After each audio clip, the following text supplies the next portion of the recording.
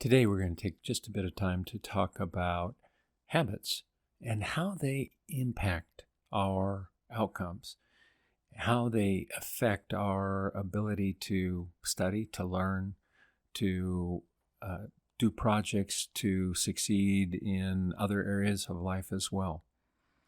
Habits are, in many ways, sort of the basic building block of our behavior. They are the components that play out hundreds of times a day. There are habits that are actions that we take. These habits include things like how we get up in the morning, what we do when, and how we go about it. If we're talking about studying, we obviously have study habits, and those can be very good and really work for us. They can be very poor, or they can be mixed, or they can work for us in some situations and not in others. The same holds true for how we approach our careers, how we go about organizing our day and carrying through on things. Do we act? Do we procrastinate? All of those are based in habits. A lot of those habits, as we've said, are external actions, but they're also all the internal habits. How we talk to ourselves, how we habitually view ourselves, how we habitually respond to input from the outside. Do we view ourselves as being supported or constantly challenged? Are we open or are we defensive? Are we optimistic about our day and use everything that happens in our day as a stepping stone to get to where we want to go? Do we use all of the challenges as a way to refine how we're getting to our goals? That's a habit, internal habit. Or are we pessimistic? And as soon as we run into an obstacle or as soon as we are challenged, do we give up and divert our attention to something else to relieve the anxiety or the pressure? That's a habit. Habits exist in a larger context. If habits are building blocks and we're building a house, then the vision for that house, the architectural design, the vision for our life, our goals, our matrices, our larger visions of where we're ultimately wanting to go in our life, and the smaller ones that show us the day-to-day outcomes and goals we're going for. The habits ideally are the building blocks that build up the outcomes, the structures that lead us to those goals. If we have goals and no habits to get us there, the likelihood that we're going to get there is small. Then it just is coincidental, if anything. On the other hand, if we have good habits even, but there's not clear goals, then we don't know where to direct those. We don't know what we're building. In a sense, those habits are even more important than the goals because they're necessary to have building blocks and build something, but it really takes both, and it takes the interplay of both of those. Those, both the habits and the goals, exist within the context of our beliefs, and even more so within the sense of identity that we have, and that is a response to how clearly we sense who we really are, what our essence is, and how those identities fit within that essence, and then the goals within that, and the habits as the components that let us work towards fulfilling those goals. So in our time here today, we want to suggest doing first an inventory of our habits, taking time, let's say every hour or two, to kind of reflect back through the course of a day and go, what habits got engaged there? What did I just do? And what's the habit that led to that? And at the end of the day, we will have a pretty good accounting of the habits. The easiest, of course, to see for most of us, the external habits. Oh, I sat down and did what I said I was going to do, or I diverted my attention to other things.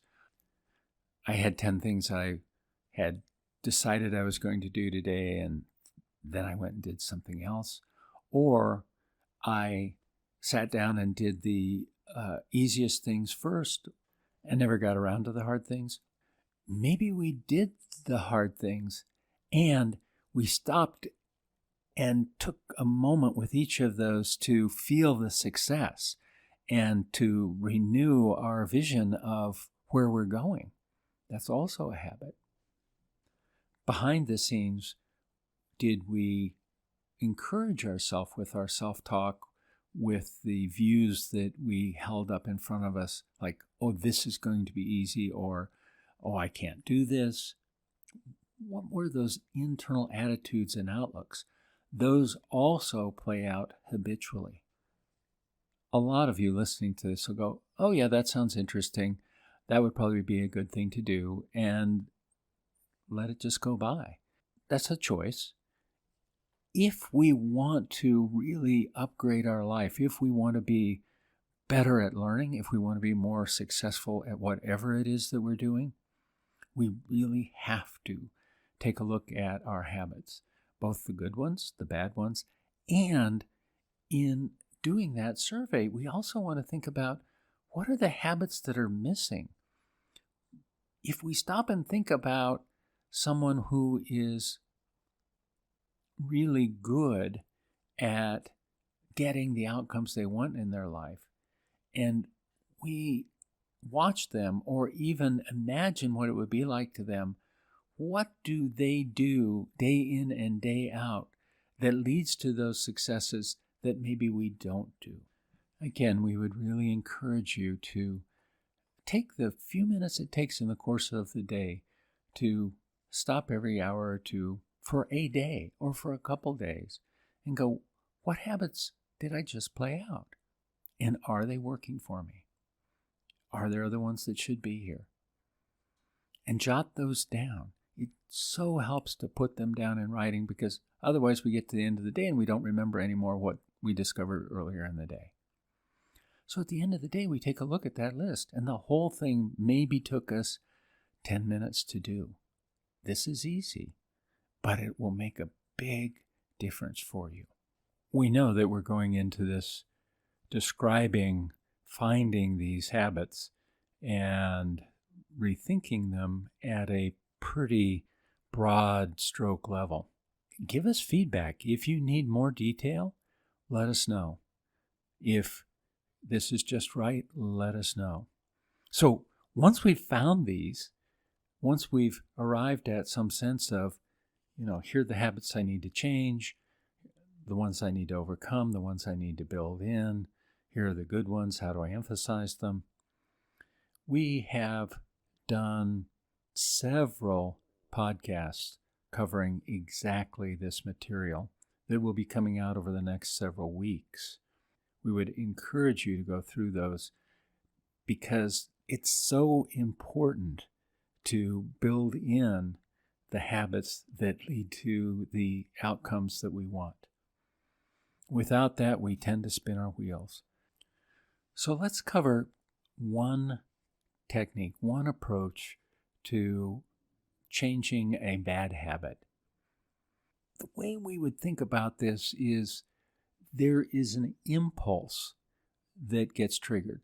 Let's say that we're studying and we run into something a little challenging, and our impulse is, let me go to social media. Let me check to see what's happening out there. Let me Snapchat my friend. Let me do whatever.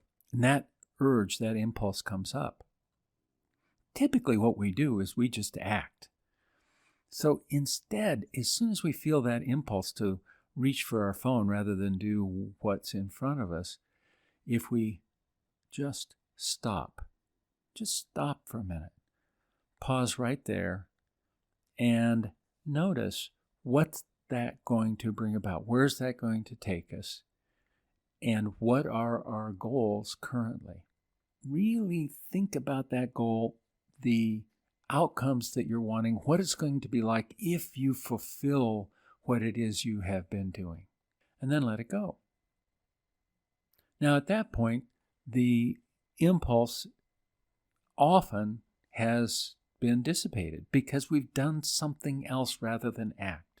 We've done a different habit, which is to recall the outcome we want and step into it and get that feeling. Occasionally, the impulse to get on social media or whatever it is still going to be there strong enough that we end up doing it, but there's going to be less intensity most often with it. If we have disrupted it, we've gone in the new direction, every time we do that, every time we come back to dealing with that impulse this way, it's going to get to be stronger and stronger to stay on task. If, on the other hand, that impulse is still there and we get off track, but every time we come across that impulse, we do this, in time, it's going to diminish. We can put on that a good or bad about it. Oh, it's bad because I did it anyway.